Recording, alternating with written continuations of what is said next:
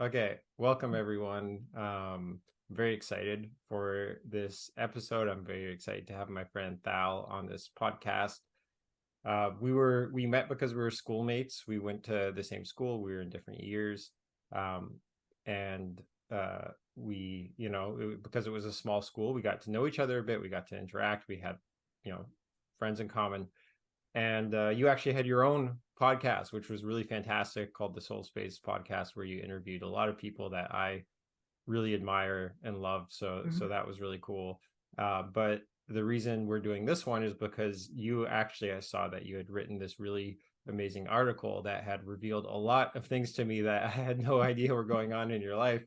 Very much around like spiritual awakening, psychosis, and Yes. this is something that's long interested me, something I'm like super uh you know super interested in, and I thought your article was incredibly insightful, extremely Yeah. well written, a lot of great stuff. I think it's so interesting that you already had a background in transpersonal psychology, and so I highly recommend. There's going to be a link in the description for everyone to check out that article.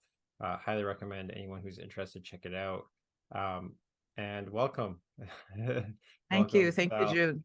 Yeah, Thank you so for having me. Yeah. I figure if you just want to kind of set up, like, introduce yourself and set up like a bit about, your background, where you're coming from, and then you can just jump right in to, the experience, what happened. Sure. Yeah, so um I did 4 years of Ph.D. courses in transpersonal psychology. I trained in existential-integrative psychotherapy at the same school with you. I also trained with MAPS in MDMA-Therapy. I've also kind of did my own. I've also did a lineage training in psychedelics. So, you know, considering all of that, you know, uh, um, knowledge and training, and also having like colleagues and friends, and it was still quite difficult what I went through after my last psychotic break slash spiritual emergency. It was very, very hard to put back the pieces together. I consider myself someone who's well resourced.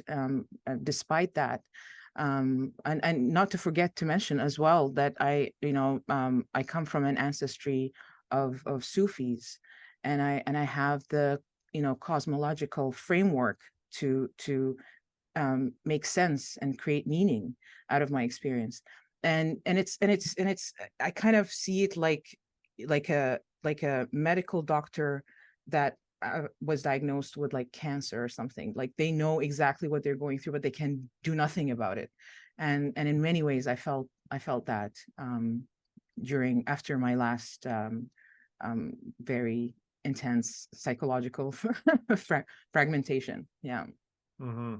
Yeah, and that, I mean, that's what makes your experience so interesting, is that you had the context, and actually you could say you were well resourced, right? You not only understanding, but also like, you knew exactly who the researchers and who the people were in this field, and were also surrounded by, therapists, and like just people who are kind of in the know around this thing. And so in that sense, it could have been much worse, because I interviewed a friend, Avi, on this show earlier, where he had his awakening, and he did not have that around him, right? Which was, so for Mm, him, it was there was that disorientation that was even yeah, like more in depth. So yeah, yeah. so do you want to share like a bit about, what actually happened, and then what the Sure. aftermath was? Yeah. So, it's like because I went through three of them, like three intense psychotic, what psychiatry refers to as psychotic breaks. So I can start with the third one, which was the most intense one, and the one that lasted almost 9 months.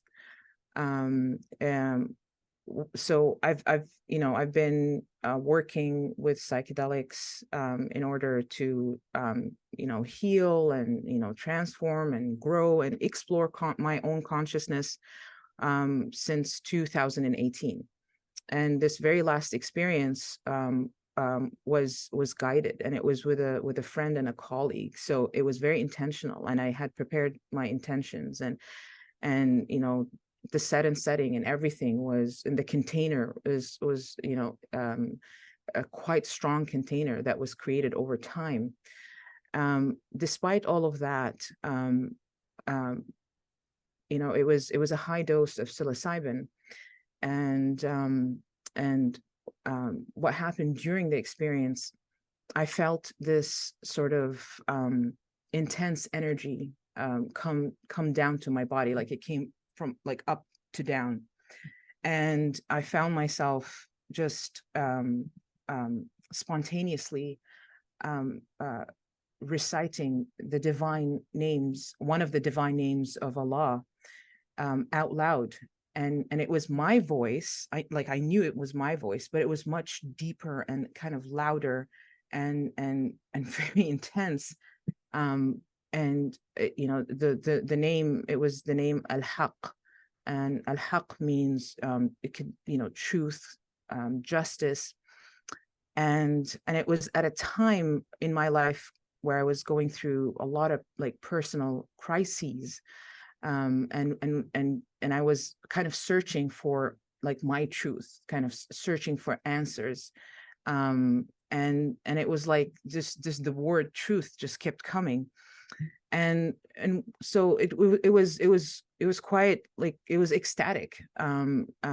But when I say ecstasy, I don't necessarily mean that it was just this sort of overwhelming experience of happiness and joy. Rather, it was more awe and reverence, and this feeling of like just unity, and that everything absolutely overwhelmingly makes sense. But of course, the shadow side, the flip side of that was just, I just like, the come down from that was quite painful. And in some ways, I'm still putting the pieces back together. I think I will continue to do that work probably until I leave this planet. Mm-hmm. Yeah, it was Yeah.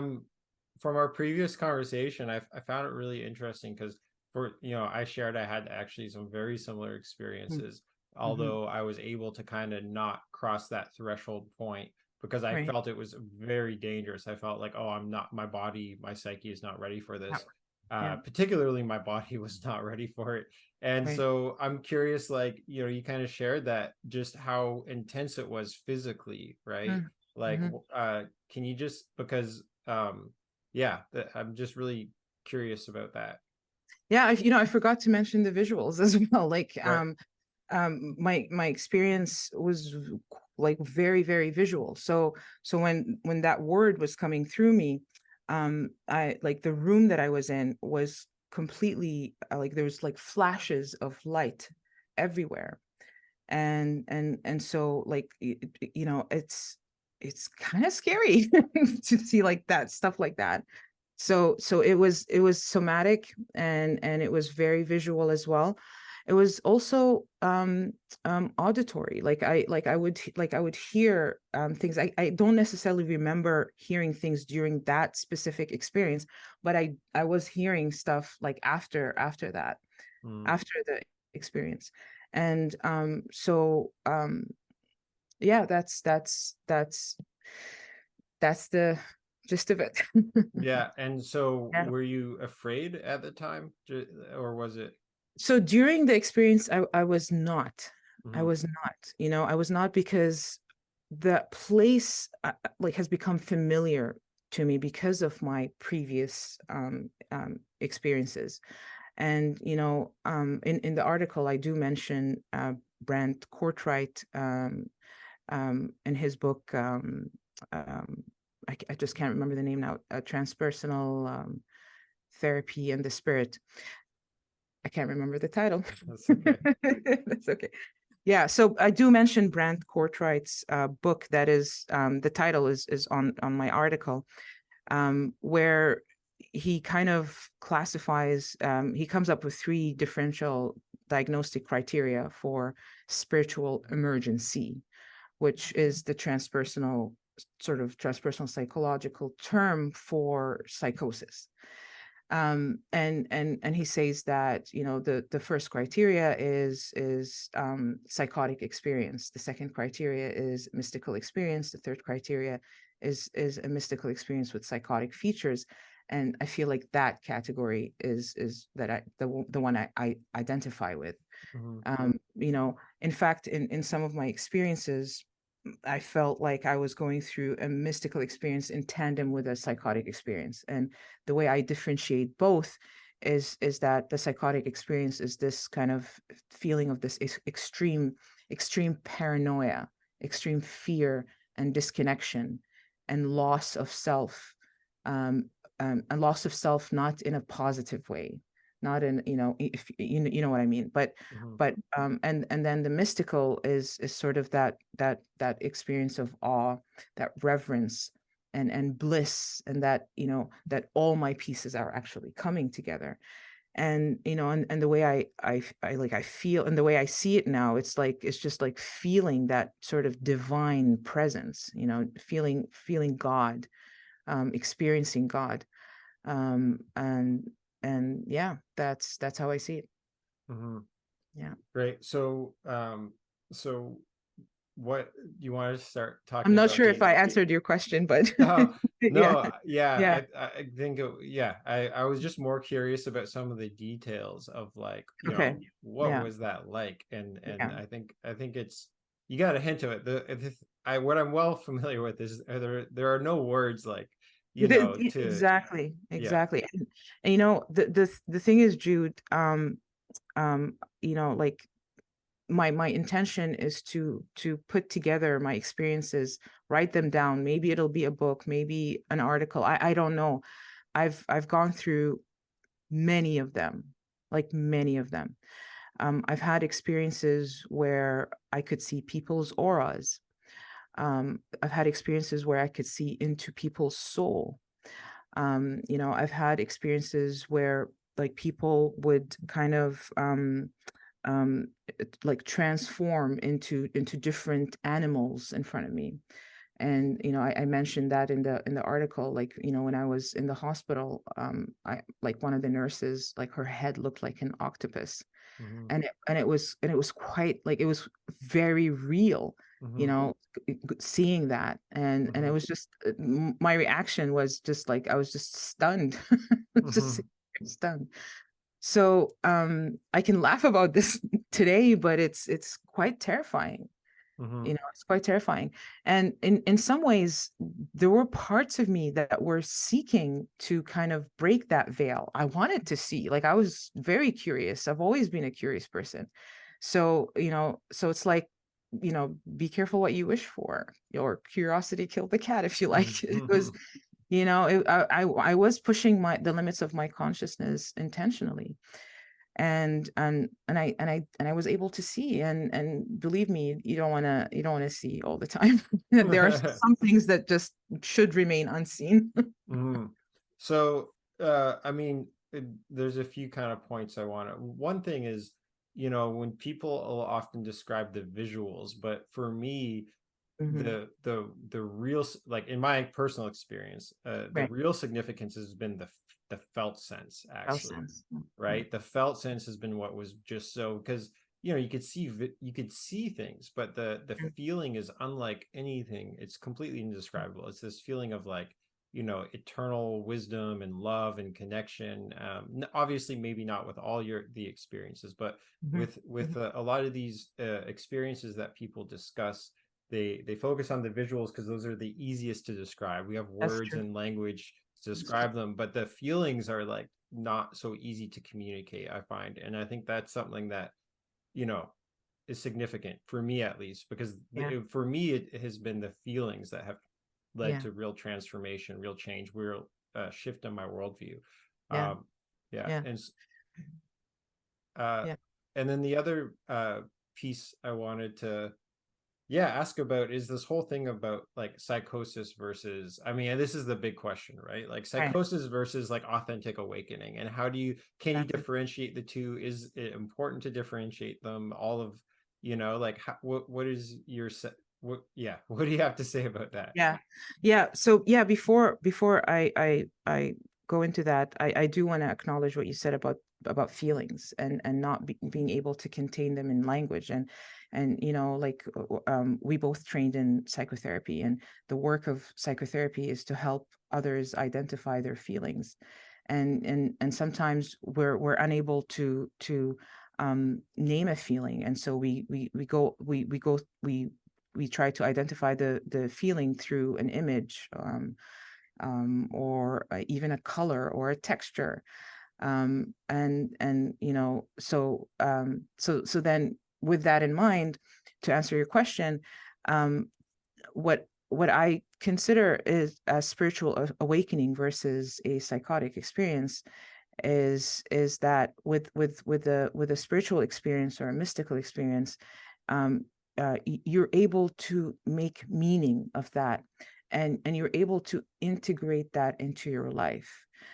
You're able to put back the pieces together, and it's like you're able to have this sort of profound understanding and insight into yourself, and also God, or higher self, or higher power. And in the Sufi tradition, they say, like, know yourself and you will know your God. "A'rif nafsak ta'rif rabbak."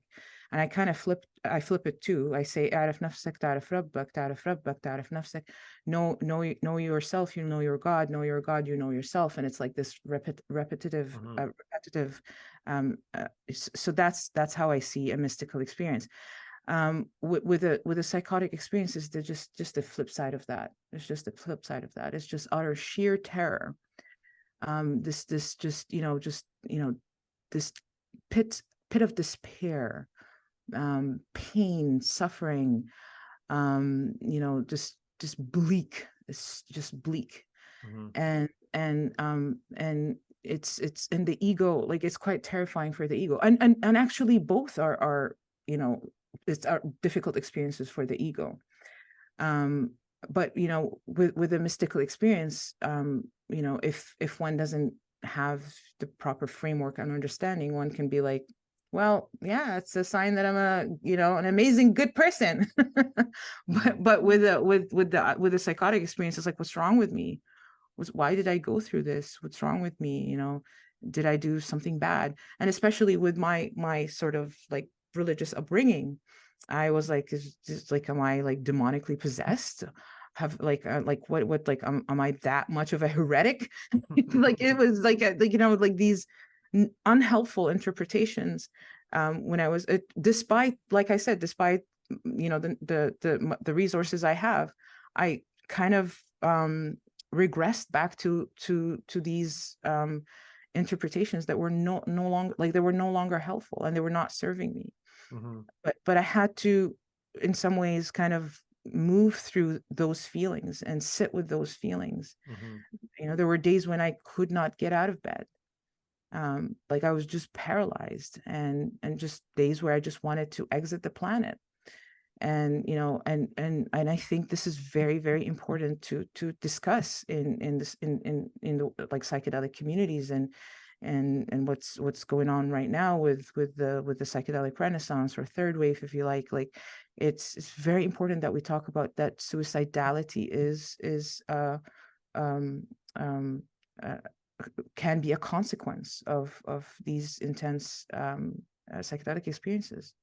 Mhm. No, Yeah. absolutely. So that I want to follow that thread some more, but first I want to explore a bit more so I was long trying to also understand, like, well, why do these, you know, some people get these amazing visions that are so insightful and so beautiful and Mm, so like mhm, validating, and then sometimes it is just completely unhelpful information coming through. And so mhm, my theory or way of making sense for that mhm, is that the feelings are always valid, right? And the feelings are things that need to be felt, they need to be processed. But often what happens is our psyche will just make like a story, like immediately it will turn the feelings into like a narrative to try to make sense of the feelings, because that's what our psyche does. And it's almost like in dreams, like one of the things that happens in dreams is we process like repressed feelings, right? Or feelings we're not fully cognizant of will appear in dreams, and the dream will create a whole narrative out of to help us kind of make sense of or process that feeling. Like if we feel like, you know, we're being kind of constantly persecuted in life, then we may Yeah. have a feel like a dream of this really vivid sense of persecution. Will make up this whole, you know, story around it. And that's what I feel like is often happening in these psychotic experiences, is that there's a valid feeling that needs expression, that needs to be processed, but the Yeah. story that comes along with it, the narrative in the mind, can be extremely misleading. And but it can, because the feeling feels real, Mm-hmm. the feeling is real, we Mm-hmm. immediately think, you know, there's this immediate association with the story that's happening in our mind, and then that feels equally real, right? Yeah. Yeah. Yeah. No, absolutely. And, you know, the thing is, and this is where integration work is important, psychedelic integration. You know, like in my personal experience, you know, the feelings that were coming through, and especially when you said like the persecutory feelings, um, I like, you know, I now understand that they're obviously associated with my childhood trauma. You know, they're associated with my own mother complex, which is, you know, the Jungian term for mother wound. And so, like, you know, I now have that understanding, and this is why it's important to work with someone that is trained in helping folks integrate difficult experiences, because we will create stories, and some stories are helpful and some are not. And just I shared with you some of the stories I came up with, but also on you know, I was also able to I'm now able to integrate and come up with more positive interpretations, that I notice even in my day to day, and the way I make decisions and the way I show up in the world. And I think that is the work of integration. Like, we're still trying to define what this integration, what is this thing called integration. So yeah, and I'm not sure if I answered your No, yeah, question. yeah. No, Yeah, great. So yeah, let's come back to this, you know, the story is like you had this high, this like yeah, blissful connection with the yeah, divine, right? That was yeah, obviously, you yeah, know, very valid. Like it's that's an experience many people seek. yeah, And then how did that, you know, what was the aftermath? yeah.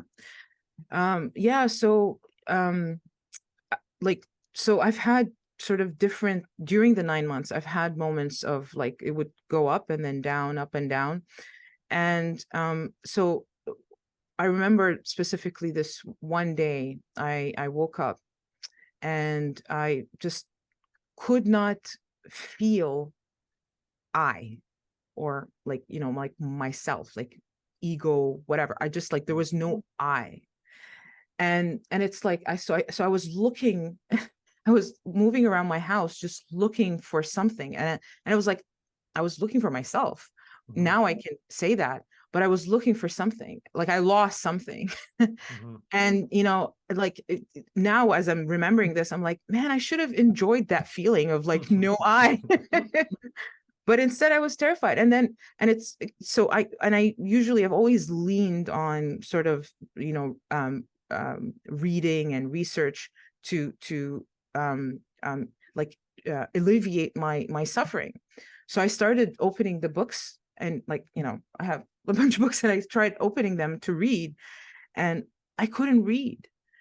And that was the most terrifying thing for me, because I was like, my ego is so associated with Hmm. like reading, and, you know, and so, like, I couldn't, like, the words will jumble together. Hmm. And then I remember reading something like, you know, if you're looking for yourself, read this book. Like, it was like this weird, like, yeah, it was like this scene from like a Hollywood movie. Hmm. And, you know, I kind of reflected on that, and a part of me is like the interpretation that I came up with is, that was a form of spiritual purification. Hmm. It's like, oh, so you rely on your intellect. Okay, there it is. Hmm. Poof, gone.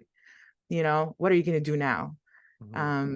And that's how I see it. Hmm. Well, it's Yeah, interesting because I have a background in Buddhism, and yeah. first of all, the goal of Buddhism is to get rid of Hmm. the I, the self, right? Because they associate the sense of self with suffering and also disconnection. That this the thinking of I am here and this is me and that is the world out there. It creates this barrier, this boundary that Right, keeps us from really being fully in the world.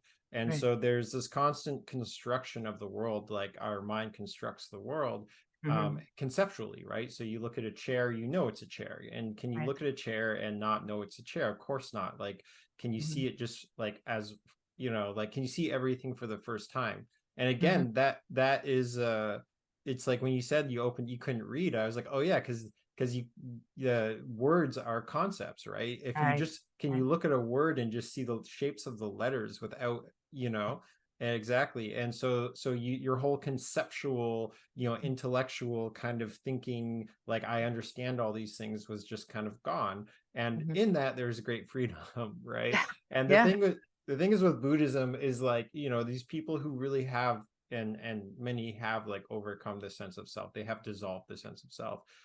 They can still engage the conceptual mind, it's just not their baseline, right? It is Right. something, their baseline is just kind of open, at ease, because when we have an idea or we think of things, there's a contraction of the mind, right? Our That's mind, true. like any idea, is like the mind contracting Yeah. into a form. Yeah. And so the idea is to just be in an expansiveness, Yeah. right? When spacious kind of awareness. So Yeah. yeah, so really interesting. How I'm curious, how is your sense of self Yeah. now, Yeah. or your sense of self and world Yeah. now versus prior to that experience? Yeah. I just want to acknowledge what you mentioned about like the mind and contraction. Like, the truth is, even though I come from, like, my roots hail back from the Middle East. My education is entirely Western. I went to a British school in the Middle East, and then I came to Canada, and I was steeped even more with like Western education, which as you know can is very dualistic. And so so that like, as much as my education is Hmm. helping me, but it was a hindrance in Hmm. those moments. It was a hindrance. Yeah. And what really helped me was relying on Sufism, the Sufi teachings, Hmm. and transpersonal psychology, like, which transpersonal psychology, kind of embraces all of those non-dualistic traditions. Yeah, I'll just say quickly too, like, Yeah. yes, the Western idea of like advancing your mind is Yes. more knowledge. It's Yes. gaining more understanding, more knowledge, more complexity, more conceptual kind of Yeah. understanding. Yeah. Whereas in the East, it's very different. It's like that it's not irrelevant because the all those traditions do involve study, right? but That's true. but the real goal is to go beyond knowledge, right? To go beyond knowing. That's very true. That's very true. Yeah, and it's like, it's also tricky when we say words like, Western and Eastern, and what does that really mean? But yeah, like, you and I kind of like understand what we're referring to. So, and and in some ways, I worry about our approach with psychedelics. And Mm. we're coming with sort of our like Western like perspective, and it's like, let's take this uh, thing that will save my life, and the goal is to reach, there's a goal to reach, and like fix myself or reach enlightenment, or like as if it's like a thing that you reach and just sit down and you're like, okay, now I'm enlightened. Hmm. So it's more of a process. I see it as a process. Yeah, And it's yeah. yeah, like people say, it's Pandora's box. And there's Mhm. this, yeah, there's this idea. I mean, the way that they're being looked at is these, amazing cures that can just fix problems. But what Mhm. they really do is they really just open the Yeah, problems, right? And then exactly. it's up to you if you can fix it or not. And I think a lot of people are thinking like, oh, okay, like, well, I'll do psychedelics and they'll be better afterwards, but not Yeah, realizing when you open these things, it's like, yeah, yeah, do yeah, you have the support to do the work? Do you have the space to do the work? And it's not that people don't have these experiences on psychedelics where, okay, things are immediately better afterwards. yeah. That can absolutely happen.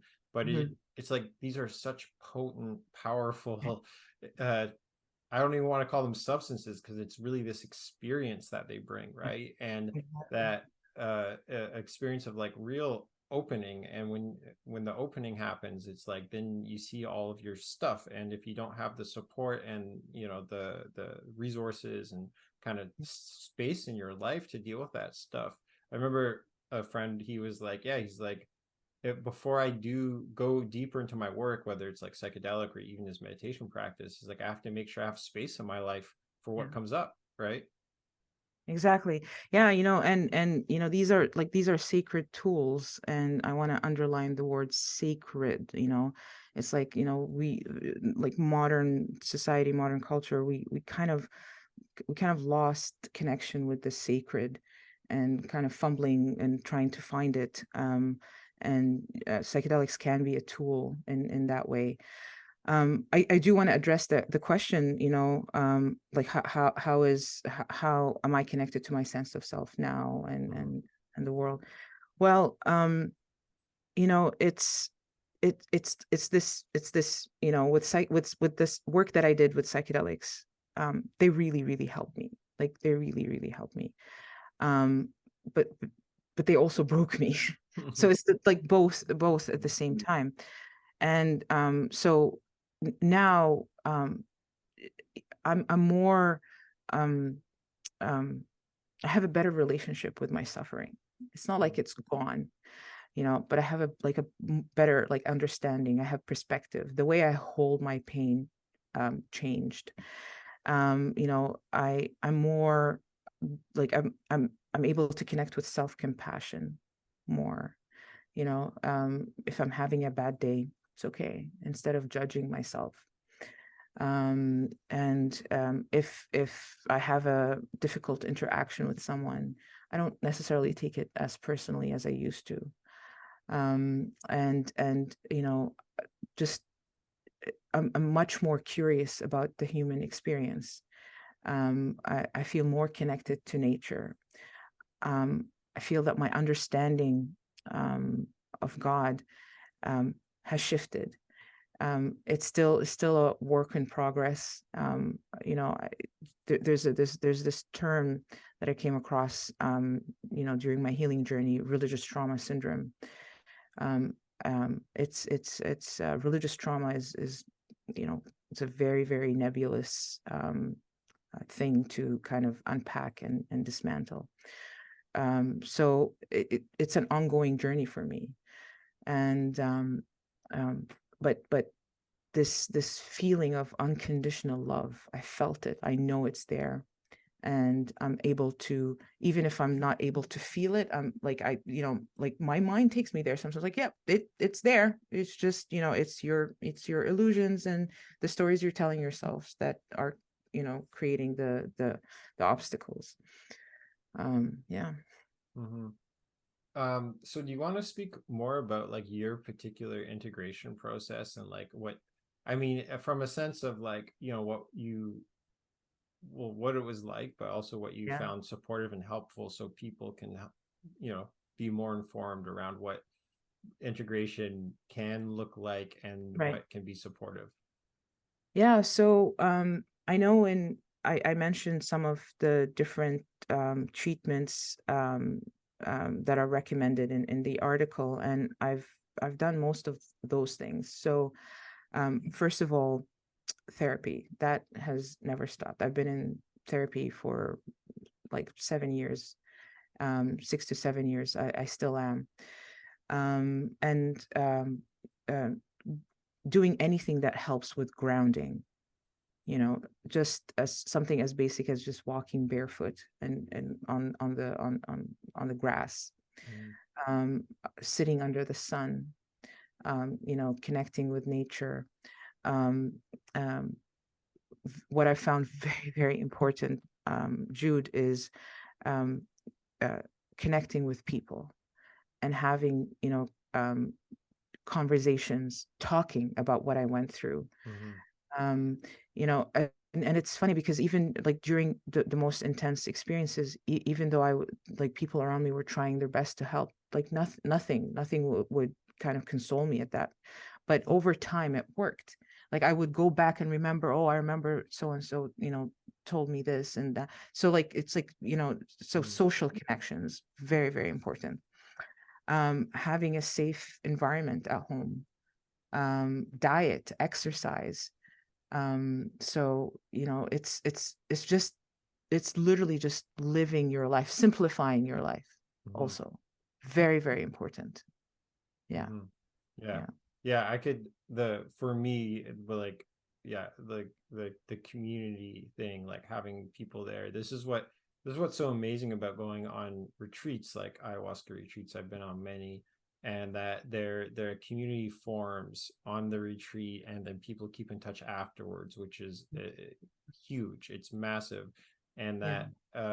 that I see is the most important element of integration, because it not only allows us to receive support, but also to give it, right? This reciprocal kind of Mhm. relationship. And it shows us a Mhm. different way of being with people, that if we're maybe not used to, like, I mean, we obviously kind of, have lots of therapist friends and whatnot. But Yeah. for a lot of people, they don't have those types of relationships where there's this really genuine, authentic sharing of this is what's happening, and the other person can really listen and just be there for them. And I think just expressing it and having a community that we can kind of, express our truth, express what we're going through, and just have it validated. Because I think part of the challenge with this stuff is it is so, not so like not accepted or valued by Absolutely. our current Yeah. culture, right? Where it's like there's not really a place to express these things Yeah. culturally that commonly, that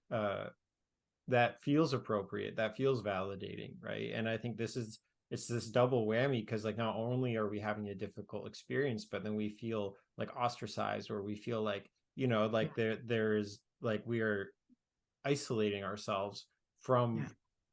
from our regular sense of community. That's true. So I think it's really important to find a sense of community that can understand these experiences, if we can, Right. like, because I know a lot of people, it's tough. It is. Yeah, that's very true. I do also want to highlight that, um, you know, um, how my family was also impacted. Like some of them didn't understand what I was going through, and why would I put myself through something like this? And and these are drugs, and it's like, no, they're medicine. And but it's not, it's a language that not everybody speaks, and yes, and it's not, accepted fully yet. So it's also important to hear the perspective of people who are impacted by, family members who have gone through these sort of intense experiences. I think that's an important point. I also do want to mention that I did go through psychiatric treatment. I've like, from what I shared with you, it was so very intense that antipsychotics were tools to kind of ground me. And I'm not sure about them being mood stabilizers. I'm like I still was able to feel like the intensity of my moods, but just I was just able to like sleep. Hmm. That was very important. I was able to Yeah. I couldn't sleep, so they just knocked me down. And it was horrible in the beginning, taking the psychiatric medications. It was Hmm. terrible. Like I was just like dazed and confused, and but I knew that I had to go through that. Hmm. um yeah. Yeah. Yeah, I mean, I think that's, meds obviously come up a lot Yeah. in so many contexts, and there's Yeah. such there's such divisive views on them. And the whole thing is with anything is like they're a tool that could be used helpfully or unhelpfully, and especially so ideally, I always say ideally, if we use meds, they're used as part of a larger treatment plan where and with the plan being that we're using them temporarily to gain some sort of stability or groundedness, so we can get either whatever it is, the rest we need, or kind of just start to have more energy or more less torment, whatever's happening for us, so we can kind of advance and kind of start to build some momentum in our own healing, and then eventually get off the meds. That's definitely the ideal. I know there's they're often criticized that they're easier to get on than off, right? There's not a lot of support in getting off of them, and I think that's a big issue. But yeah, it's great to hear, and I think that's an important point, that they can be extremely helpful. I know many people who have had essentially life-saving experience with medication, and some who continue to take medication, some who don't. It's really up to each individual to kind of assess what is working for them, what is not working for them, kind of the pros and cons, and obviously with a professional. So I'm glad you mentioned that. Is there anything else, like I'm curious, like that you want to explore, express? Like I got a few more ideas, but I want to hear from you first. The main thing that's coming up for me right now is just the word that's flashing in my head is just ecstasy and ecstatic experience, and our understanding of these experiences, mysticism, and so I don't know what I want to say specifically, but that's what's like just because the value of them, right? The value of them, exactly. I mean, like from a transpersonal psychology perspective, that expanded states of consciousness are healing. And I can say now that those expanded states rendered sort of my existential qualms like minuscule. Like it was like just like I don't have to be anxious about that anymore. So I hear you. And I mean, I've absolutely had the same similar experiences, and I've done a lot of ayahuasca and a lot of other psychedelics, and it doesn't always go there for me, but the times it has, and it has been so clarifying, right? I think the clarity of what's important, like my value system of like, oh, suddenly I know, like, oh, all this energy I'm putting into this area of my life is completely misappropriated energy. I need to really stop that, and instead I need to focus on this, and it becomes so clear. And after I had a really big experience when I was 30, shortly after turning 30, which is like 9 years ago now, almost 10 years ago. And I changed so many things in my life that I never could have changed. I stopped drinking, and I wasn't like I only drank socially, but I was very social. I say, like, I was going out a lot, drinking a lot. And I just stopped afterwards. And it wasn't like this message of like, stop drinking. It was just, I felt so clear afterwards. And when I started to have a drink, I was like, oh, I'm feeling less clear. And so I just stopped drinking. And it was just this thing of like, it wasn't like I had to make these decisions. It was just this clarity of like, this is how you need to live your life. I started meditating again. I had my meditation practice had previously fallen away. And like all these things just became very natural, and it wasn't that they were easy, but some of them were, but it was just this clarity of what is important. And it kind of re-energized me, revived me, and remotivated me to kind of live the life that the deepest part of myself knew I should be living, right? Where I think some parts of me had kind of, gotten tired or weary. I think but there's also this danger on the other side of chasing the ecstatic experiences. 100%. Right? Yes, absolutely. And I'm guilty of that. Definitely. It's such a space where all that sort of human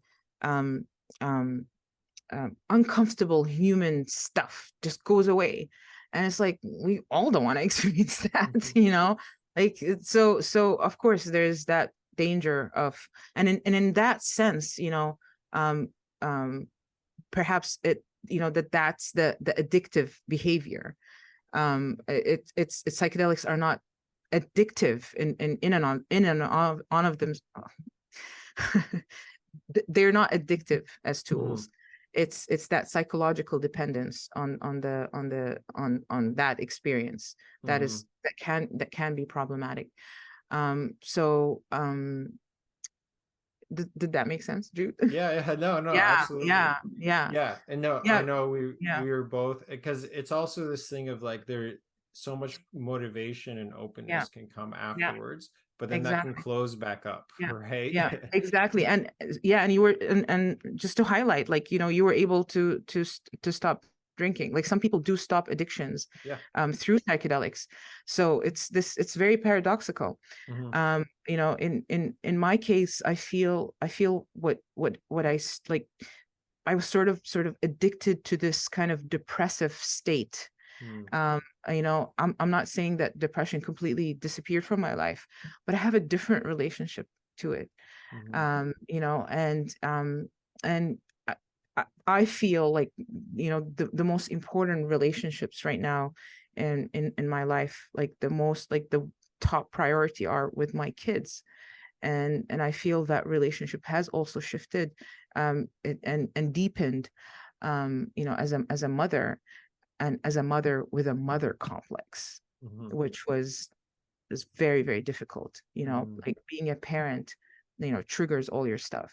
So I found that, and in many ways, that the psychedelics helped me in that way. And I'm still a work in progress in terms of, like, being a parent. I consider my kids my spiritual gurus, my teachers. Yeah, Yeah, yeah. yeah, Amazing. yeah.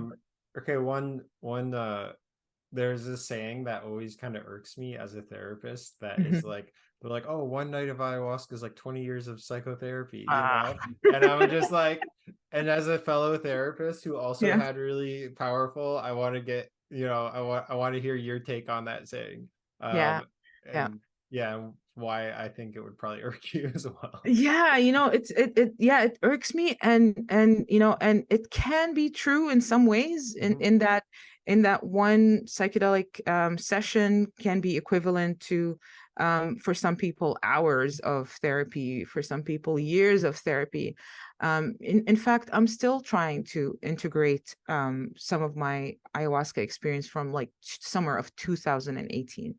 I'm still processing it up to this Mhm. day. So yeah, so in that way, yeah, it is years of therapy. But we just have to be careful with, like, how we talk about psychedelics, or become more intentional. Mhm. uh, yeah, yeah, Yeah, because it, to me, it's like there's such different things, and there absolutely is an overlap where they can be the same or similar yeah, type. They can be doing similar type things. yeah, But yeah, the thing is with therapy is, it's like it's this regular thing where you get to show up and you get to really, like, you get to really work through things, but also like integrate new understandings, and yeah. also um like like there's like a slow coming apart, and That's then true. there's like a blasting apart. And I think with the slow coming apart, it's like you have time to really reorganize your system, right? True. But I also see that we can get so stuck that, like, the therapeutically, even working on something, and this Mm-hmm. is where it is like, so I have clients I work with, and they we just do amazing work every session, and I'm like, you don't need psychedelics. Like, if you want to do psychedelics, sure, because sometimes they'll Yeah, ask. I was like, no problem, like, there's no problem. But yeah, things are already happening, because what psychedelics do is they really dissolve the barriers, yeah, and some people are able to kind of already kind of dissolve them or soften them enough that the work can really happen. And right. if that's the case, especially if they're a highly sensitive type, you want to be really careful of, That's like, very true. Yeah, yeah. And then and this is the other thing that I see is like this, like, I think the dissolving the barriers is like such a, yeah, like, a good way of putting it, because um what happens after, you had your experience. I have another client I work with who's just really deep into his meditation practice, and through that he's dissolving the barriers, which happens is like all your childhood trauma is just there immediately, right? And so it could Exactly. happen with psychedelics, it could happen with therapy, it could happen with meditation, where if you're really dissolving these barriers in your psyche, then all the repressed stuff is just there. It's That's like, true. there's no barrier to it. And so the barriers are actually serve a really Yeah. useful function, right? They're there to keep that stuff at bay. And of Exactly. course, it Exactly. festers and it creates problems. It comes out Yeah. in other ways. Yeah. But the alternative is like to facing it. And if we're not ready to face it, if we're not resourced enough and not stable enough, then it Right. can just create even more problems, right? Yeah, exactly. And like what you're talking about is kind of, making me think about even the term psychedelic. Um, any moment can be psychedelic without actually taking psychedelics. Um, I'm sure you've had moments, like I've had moments with clients where it was like this just feeling sense of like expanded state of consciousness that you and your client are dropping into without psychedelics. A conversation with a friend or just like a walk in the park can turn into this sort of very profound experience. So and I agree in terms of like, meditation can get you there. This is why silent retreats are not recommended for like people who have gone through psychotic experiences or who are probably very highly sensitive as well. There are stories of people who have gone into psychotic breaks in Vipassana um, retreats. Mhm. So yeah, there's definitely a connection there, 100%. Yeah, Yeah, yeah, absolutely. And like, yeah, I have had many sessions with clients that have been very psychedelic in nature, right? Where yeah, exactly. where and they sometimes they've been floored. They're like, what the hell was that? Because so Yeah. like part of my practice is, so I used to do this a lot more when I worked with people in person, because it was a different, like now I'm kind of nomadic, and since Mhm. COVID, and so it's working with people online. But before, we would sometimes get into these spaces where I'd start guiding them through stuff, guiding them through childhood stuff, guiding them.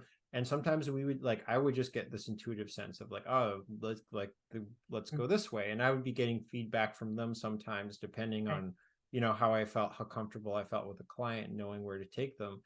And so many just experiences where we're both like, what the hell was that? It was just like, Exactly. Yeah. and like, I've and had many and of those too. really remarkable, like Yeah. where they were sharing, because especially like in my early therapy stages, I was experimenting a lot, like safely for sure, but Yeah. Yeah. like Yeah. guiding people, integrating different stuff I knew from meditation and depth psychology, and really trying to guide people through stuff. And a Right. lot would open up, and you find it's just certain people, right, who their psyche's more open or more alive or whatever it is. And yeah, it's like, so Very there very much needs to be like caution as when adding in something even more potent, right? Because exactly. if sober experience, or like whatever non psychic influence, when you don't take a substance, experience can already be psychedelic. Yeah. You got to be really careful. And yeah, and personally, I've had extremely intense ayahuasca Hmm. experiences. In fact, pretty much every ayahuasca ceremony I've ever done has been extremely intense. But I always felt safe because of the container, because of the nature Hmm. of ayahuasca, where Yes. I feel this intelligence. I feel this like like kind of almost like holding me, or like it's there with me, taking Yes. me through an experience. And it's Yes. actually been on other psychedelics, even when I do them ceremonially, Mhm. intentionally, where they feel like it's a little more chaotic. It's a Right. little less like I may get overwhelmed. I may go down something that I'm Hmm. not ready for. Right. Yeah. So Yeah. yeah. Yeah. So I just. Mhm. Yeah, I definitely, yeah, I relate with what with what you said, in terms of, having that container, very important. There are different variables that come together to sort of create this profound, expanded state of consciousness or psychedelic experience. You know, the way I see it as a therapist it's like, it's how the therapist shows up, how the client shows up, and the kind of work that we've been doing, and the container that we both co-created. All of different variables have to come together, and then, like, boom, it's like a light bulb moment. Yeah, yeah. Yeah, exactly. And you really have to listen to that like intuitive sense of like, which is hard because there's sometimes so many inner forces of like, is this right? Is this going to be too much? Like, Mhm. so, and there inherently, there's just always going to be the unknown, right? There's always going to Mhm. be Mhm. surprise, and things are Mhm. just going to happen. Um, Exactly. yeah. Exactly. Yeah. So, just, as we close, I'm just wondering if you have any kind of closing thoughts or anything else you want to say. I will say one more time, though, to recommend people check out your article and like kind of sign up for your newsletter so they can. I know you're working on another article about what did you call it again? Religious trauma. Yeah, religious Yeah. trauma, where Yeah. so it's funny, so people who grew up in religious households, right, that, and I was the opposite of that, where my parents both had religious trauma, and so they Mm, raised us completely, so they were into Buddhism, but they didn't mm, want to raise us Buddhists. They wanted to raise their children uh free to choose. and mm, and in that sense it was very unstructured, which was awesome in a lot of ways, and in right. other ways I think it had its Mhm. pitfalls or its own challenges with Right. that. Yeah. Yeah. I think it's a very human thing that we do this pendulum swing from one side to another. Yeah, so the thing about religious trauma is that you're traumatized in like at a such a deep level, and it affects your relationship with yourself, your relationship with God, the same connection that I mentioned earlier. And like I said, to unpack that, it takes a lot of work. Hmm. It's interesting for me to hear your upbringing, like, which is completely different from mine. Like, I grew up in a very religious household, Muslim household, and I'm still, like, I still identify as a Muslim. I just like, my understanding of Islam has shifted, and my understanding of God has shifted. So yeah, so that's what I'm working on, and I'll let you know when it's out. Yeah, I think this is part of the reason why I'm so Yeah. actually drawn to religion and so wanting to engage with like all different religions. I feel Mhm. really like I feel like Yeah. they're all full of like magic and wonder and awe. Whereas I Yeah, know a yeah. lot of people, when they look at religion, it's this feeling of like it's a very Ugh. different feeling, right? Exactly. Yeah. Exactly. You know what? I'm drawn to religion. So it's a good thing that my religious trauma didn't, like, I'm still so, like, curious and hungry, and, like, Hmm. just like, but my attraction is more the mystical arms, especially of the Yeah. monotheistic traditions. Yeah. Yeah. Yeah. Yeah. Awesome. Yeah. Okay. Well, thank you so much for being on. I'm very happy to have you. And Thank you. again, people should sign up for your newsletter, check out your articles. And yeah, Thank you. looking forward to having you back to discuss more. I would love that. It's been a pleasure. Thank you, Jude. Yeah. Okay. Awesome. All right.